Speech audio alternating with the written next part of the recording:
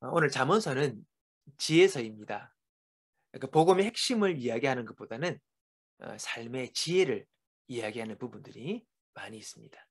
간접적으로도 예수 그리스도와 복음을 이야기는 하지만요. 그래서 이 잠언서를 읽으면 어떻게 삶을 살아야 할 것인가라는 그런 지혜를 알게 되는 눈이 열리게 됩니다. 우리 지난번에도 우리 콜 모임에도 이 잠언을 쭉 읽었는데 참 은혜로운 말씀들이었습니다. 자, 오늘 여기서 29장 19절 말씀이 있는 그 말씀을 보면서 종과 주인의 관계를 오늘 본문을 이야기하고 있습니다. 종이 뭡니까? 월급을 받고 일하는 사람이죠. 월급이라는 게 이제 숙직을 제공받는 것입니다. 종은 그런데 아무런 권리가 없어요. 그냥 주인의 집에 살면서 일을 합니다. 사례를 받는 것도 아닙니다. 그래서 이 종의 모습은 아무래도 적극적일 수가 없는 것이죠. 자, 오늘 본문을 보니까 이 종이 말로만 해서는 순순히 반응하지 않는 것. 왜 그럴까? 대부분의 그 종들이 그렇대요. 양심이나 사랑에 의해서 그가 어, 일하는 것이 아니라 눈가림으로 일을 한다는 것입니다. 어떻게든지 자기 편한 대로 하고 싶기 때문에 쉽게 말로만 해서 듣지 않는 그런 일들이 비일비재했다는 것이죠. 종은 주인과 존경과 사랑의 관계가 아닙니다. 그냥 일하는 사람일 뿐이죠. 먼 관계입니다. 자, 여러분 봅시다. 오늘 우리가 신앙생활을 하고 있습니다. 하나님을 믿는 우리의 관계, 하나님과 나의 관계, 이 관계가 어떠한가를 우리가 한번 생각해 보길 원한다는 것입니다. 오늘 본문의 그 종과 주인의 관계처럼 우리가 그런 관계는 아닌가 하는 생각을 해보게 되는 것입니다. 이런 말을 오늘 본문의 말을 다른 말로 하면 매를 맞아야 겨우 말을 듣는 사람. 예. 순순히 말로 해서는 듣지 않는 신앙의 사람. 그 모습이 어, 저의 모습인 것 같기도 하고, 그리고 많은 주위 사람들의 모습이 대부분 신앙의 인으로 살지만은 이런 모습이 아닌가 하는 생각을 해보게 되는 것입니다. 자, 이거보다 조금 나은 관계는 뭐냐? 그거는 매를 맞지 아니하고 눈치 보며 순종하는 관계라는 겁니다. 순종을 하는데 눈치를 보는 거예요. 매 맞을라 하면 순종하는 겁니다. 안 맞으려고. 그러니까 주인의 말을 경청하는 의미보다는 내 고통스럽게 않으려고 순종하는 그런 관계. 뭐 맞아야 말 듣는 사람보다 낫지만은 그래도 아직 그 마음에 자발성이 없는 것이죠. 조금은 억직스러운 마지못해 하는 그런 모습이 있다는 것입니다. 자, 그럼 여러분 우리는 어떤 하나님과의 관계가 되어야 되겠습니까? 로마서 8장 15절을 보면 너희는 다시 무서워하는 종의 영을 받지 아니하고 양자의 영을 받았으므로 우리가 아빠 아버지라고 부르짖느니라. 그렇게 말씀하십니다. 여러분 우리는 본질적으로 종과 주인의 관계가 아니에요. 하나님과 아버지와 아들의 관계라는 것입니다. 이 관계는 눈치 보며 내 살 길 찾는 그런 관계가 아니라 사랑으로 신뢰와 존경의 관계. 그런 관계입니다. 무엇보다 더 끈끈한 그런 관계가 아버지와 아들의 관계죠. 우리는 그러한 관계라고 성경은 우리에게 말씀해 주고 있습니다. 어떻게 우리가 하나님과 관계하며 살아가야 되는가를 우리가 알 수 있게 되는 것이죠. 또 우리가 예수님과 우리의 관계를 신랑과 신부의 관계로 표현을 합니다. 사도 바울이 고린도후서 11장에 보면 내가 너희를 정결한 처녀로 한 남편인 그리스도께 드리려고 중매함이로다. 그렇게 말합니다. 예수님과 우리 사이를 신랑과 신부의 관계로 표현을 한다는 것이죠. 신랑과 신부의 관계는 뭡니까? 신랑과 신부는 하나입니다. 서로 희생하고 서로 돕는 관계죠. 이보다 더 가까울 수가 없습니다.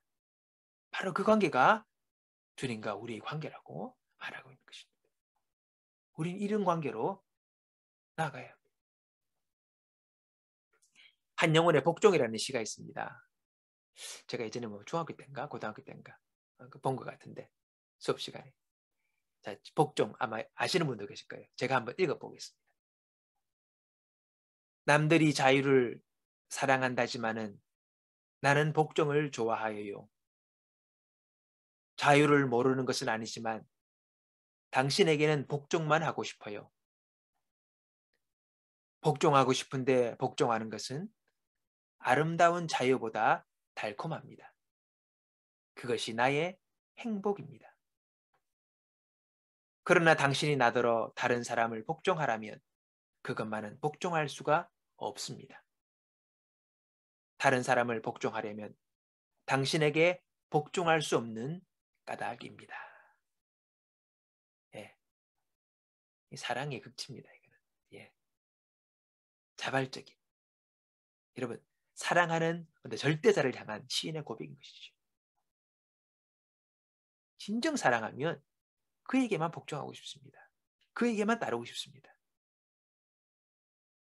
그것이 사랑의 속성입니다. 사랑하면 그를 떠나 마음대로 하는 자유보다 오히려 그를 위한 복종이 더 바라고 원하는 것이 되어지는 것이죠. 하나님을 향한 우리의 마음도 이와 같이 되어야 하지 않겠습니까? 그렇죠.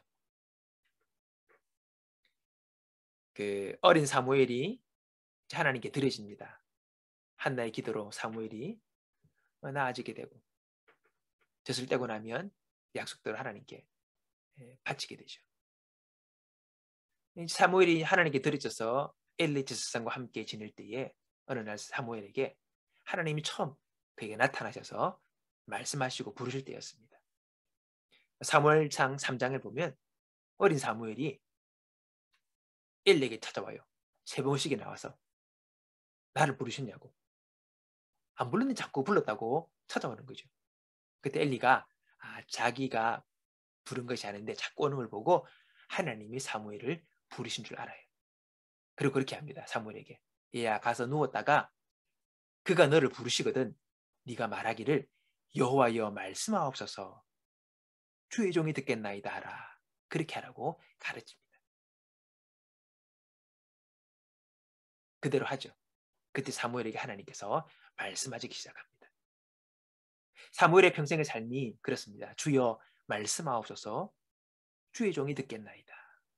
그 자세로 그는 살았던 사람입니다. 하나님은 사무엘을 참 귀하게 보셨고 귀하게 사용하셨습니다. 여러분, 우리의 모습도 이런 모습이 될 때에 정말 아름다운 주님과의 관계 속에서의 삶이 될 수가 있는 것입니다. 자, 그러면 우리가 어떻게 해야 주여 말씀하옵소서 주의 종이 듣겠나이다 라는 자세를 가질 수 있겠습니까? 그것은 하나님과 사랑하는 사이가 되면 가능해지는 자세입니다. 우리는 많은 경우 그렇습니다. 주여 말씀하옵소서 주의 종이 듣겠나이다 라는 자세를 못 가집니다. 많은 사람들이 하나님과 싸웁니다. 하나님 말씀하시면 듣지 않으려고 순종하지 아니하고 싸웁니다. 내 것이 뿌립니다. 전혀 다른 관계죠. 어떤 사람은 아예 들으려 하지 않습니다. 어떤 사람은 도망을 다닙니다. 전혀 다른 관계죠. 그러나 이러한 관계는 순종함으로 사랑함으로 경외함으로 그분 앞에서 주의 종이 듣겠습니다라는 이 경청의 자세, 경외하는 하나님과의 관계에서만이 가능해진다는 것입니다. 자, 그럼 우리가 어떻게 하면 그렇게 하나님을 사랑하며 그분을 경외하며 온전히 그분께 순종하는 그런 모습을 가질 수가 있겠습니까? 이것은요, 부자유스러운 관계가 아닙니다. 정말 자유로운 관계. 자, 그 비결은 바로 하나님을 만나면 됩니다. 하나님을 만나야 우리는 그를 알게 되고 그리고 그를 사랑할 수 있게 되는 것입니다. 예전에 그 저희 아버님, 엄마 그전 뭐 그 시대 때는요. 신랑과 신부가 얼굴도 한 번도 안 보고 뭐 결혼식 날 뭐 밤에 얼굴을 보고 뭐 그랬다는 이야기를 들었습니다. 그냥 찍어주는 거죠. 결혼해야 뭐 결혼하는 거. 지금 생각하면 말도 안 되는데 그런 일이 일어났대. 그러니까 뭐 사랑이 있어서 불타올라 뭐 이런 게 아니에요. 그냥 결혼하는 거예요. 근데 잘 사세요. 그렇다고 해서 다 깨어진 게 아니에요. 뭡니까? 그 이후에 서로를 알아가는 만남을 가지게 되는 거죠. 그러면서 사랑하게 되고 존경하게 되고 위하게 되는 그 만남이 이어질 때에 사랑할 수 있게 되는 것입니다. 여러분 우리도 그래요. 하나님을 사랑하고 싶고 주를 위해 살고 싶고 그렇게 살아야 된다는 걸 알지만은 안 되는 이유가 그분과의 만남이었기 때문입니다. 그분과 만나서 그분을 알게 되면 그분을 사랑할 수 있게 되고 믿게 되고 그를 위해 살아갈 수 있는 것이죠. 또 그 일이 기쁨이 되고 능력이 되고 자유가 되는 것입니다. 그러니까 우리가 그 단계에 이르지 못하면 어떻게 이해할 수 없는 관계, 상태, 그런 자세가 있다는 것이죠. 그 출발이 바로 하나님과 만나는 것입니다. 만남으로 그를 알아가고 그를 알게 될 때에 믿게 되고 믿게 되면서 신뢰하게 되고 사랑하게 되는 그런 관계 속으로 자꾸 발전해 나가게 된다는 것입니다. 자, 그럼 우리는 보이지 않는 하나님을 어떻게 만납니까? 보여야 만나죠. 하나님을 볼 수가 없잖아요. 근데 하나님 우리에게 우리가 그를 알 수 있도록 우리에게 주신 게 있습니다. 바로 말씀이에요. 성경이에요. 이 말씀을 통해서 하나님이 어떤 분이신지, 예수님이 어떤 분이신지, 나를 향해 어떤 마음을 가지고 계신지를 우리가 볼 수 있다는 것입니다. 우리가 그냥 겉으로 볼 때는 뭐 바울 이야기고 베드로 이야기고 뭐 다윗의 이야기인데 내 이야기는 없는데 그런 말씀을 잘 읽고 보면 그 가운데 우리에게 하는 하나님 말씀을 들을 수가 있어요. 여러분, 우리는 하나님을 알 수가 없어요. 왜냐하면요. 그분과 우리는 차원이 다르기 때문에 우리는 그분을 인식할 수가 없어요. 단 하나님께서 우리에게 자신을 보여주실 때만 우리는 그분을 알 수가 있는 거죠. 인식할 수 있는 것입니다. 바로 그것이 계시라는 말입니다. 계시된 말씀이 바로 성경 아닙니까? 그분이 우리를 그렇게 보여주신 거죠. 그래서 우리가 말씀을 통해서 하나님을 알아갈 수 있고 그분과 만남을 가질 수 있는 것입니다. 오늘 우리가 예배하는 여러분들은 하나님이 어느 때인가 하나님의 살아계심을 우리가 느끼고 깨닫도록 하신 경험들이 다 있는 사람이에요. 신앙의 조각의 경험들이 있어요. 완벽한 경험은 아니지만 그게 하나님의 살아계신 정도, 그 정도라도 내가 인식하고 있는 거죠. 거기서 신앙생활이 시작되는 것입니다. 전혀 백지가 아니죠. 이미 은혜를 받은 사람들입니다.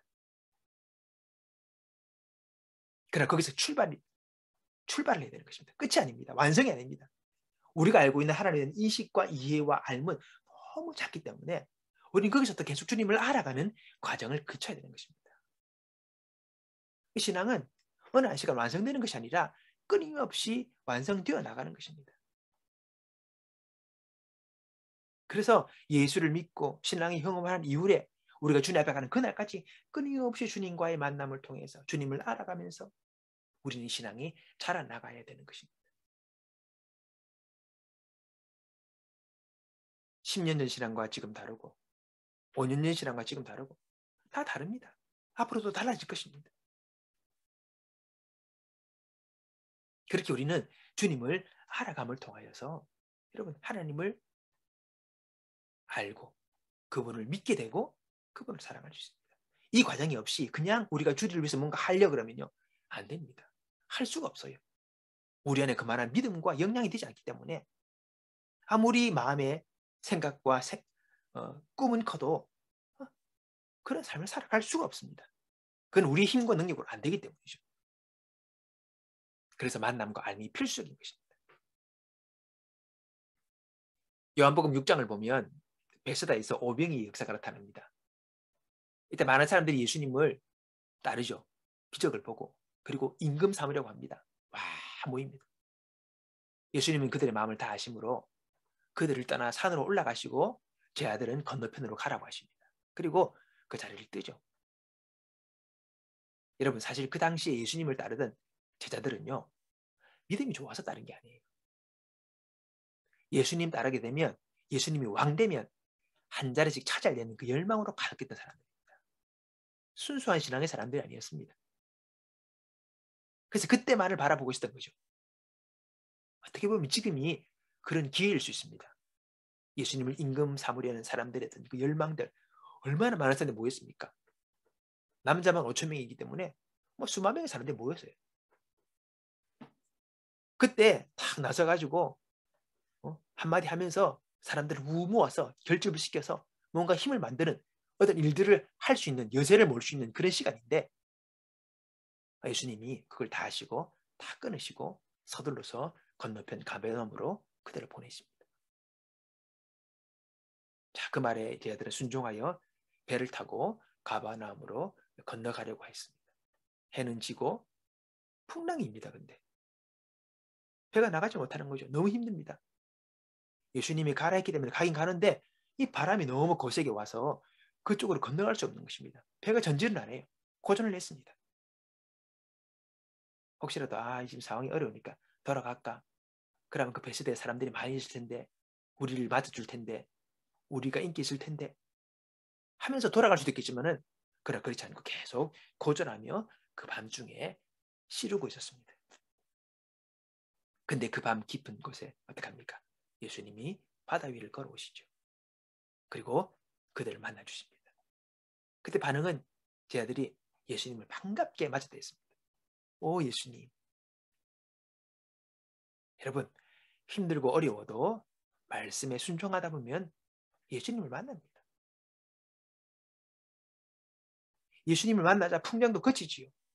그리고 어느덧 그들이 가려는 목적지까지 무사히 갈 수 있었습니다. 그래요 여러분. 우리가 예수님의 말씀에 순종하다 보면 풍랑도 이기게 되고 가려던 목적지에도 이르게 되는 축복도 경험하게 되는 것입니다. 여러분 이 순종은 거창한 그런 게 아닙니다. 오늘 그 말씀을 따라서 말씀을 읽고 말씀을 묵상하며 말씀에 내 삶을 엮어서 그렇게 적용해 보려고 하는 순간순간의 자그마한 일들이 쌓이게 되는 거죠. 그런 속에서 때로는 어렵기도 하고 힘들기도 하고 하지만은 그러나 주의 말씀 앞에 우리가 예배자의 삶을 살고 믿음의 삶을 살고 사랑과 소망의 삶을 살려고 노력하는 가운데 우리는 주님과의 크고 작은 만남들을 가지게 되는 것입니다. 그럴 때 주님과 기쁨의 만남이 있고 은혜를 경험하게 되고 새로운 신앙의 은혜들을 우리가 맛보게 되는 것입니다. 이렇게 우리가 말씀에 순종하는 가운데 예수님을 만나게 되고 또 그 만남의 시간들이 쌓여지면서 우리는 예수님을 더 알고 그분을 사랑하게 되고 더 나아가서는 이제는 한 영혼의 그 시처럼 기꺼이 복종하는 신앙의 사람으로 우리가 자라게 되는 것입니다. 오직 그분께 복종하는 것이 나의 기쁨이요 나의 자유요 나의 달콤함이요 나의 소망이 되어지는 그런 신앙 경제까지 우리가 계속해서 자라나게 되어진다는 것입니다. 쟤들도 처음부터 예수님을 사랑하고 기꺼이 목숨까지 바치는 믿음과 순종의 사람이 아니었다 그랬습니다. 그러나 그들이 예수님과 함께하면서 그분을 알아가는 가운데 그들의 신앙도 자라게 된 것입니다. 우리는 신앙이 자라야 합니다. 자라기 위해서는 하나님과 만나요.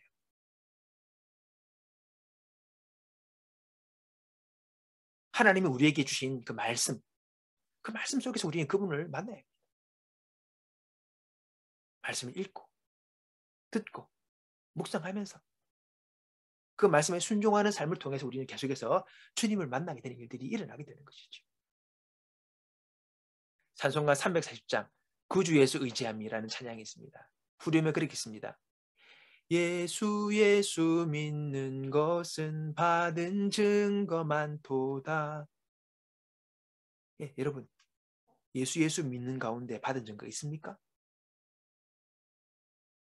있어야 합니다. 이게 나와야 합니다. 큰 기적을 봐라, 환상을 봐라 이런 게 아닙니다. 주님과의 만남을 통해서 오늘 나의 결단과 결심이 있고 또 그 시간을 통해 하나님께 나를 인도하시고 열어주신 삶의 여러 가지 조각들의 경험들이 있는 것. 바로 그게 증거 아닙니까?